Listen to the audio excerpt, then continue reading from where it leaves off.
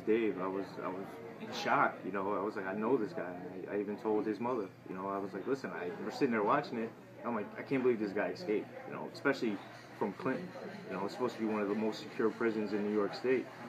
And how long were the two of you together? we were there for about 9 months together in the tailor shop. We worked together. We, you know, every day for 8 hours. You know, so he was a supervisor.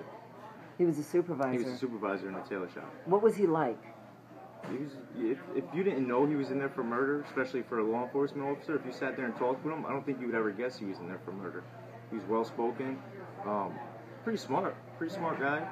He was an artist like me. You know, I draw a lot, I paint a lot, and from his artwork, you know, we used to show each other artwork down at the tailor shop. We bring stuff down there, and he was very meticulous. You know, very particular, like with his shading, with his details. And it's kind of like what he did with this escape. It was very detailed, very, you know, very planned out. And so, how long have you been out? I've been out for 3 years. Okay, so there was never any time when any of this planning would have been going on or anything. No. But the only thing I was asked was if back then when he first started having his relationship with Joyce, if maybe that was the reason he started having that relationship, because after I left, a year after I left, he was investigated for having sexual relations with Joyce, and he got moved to a different tailor shop.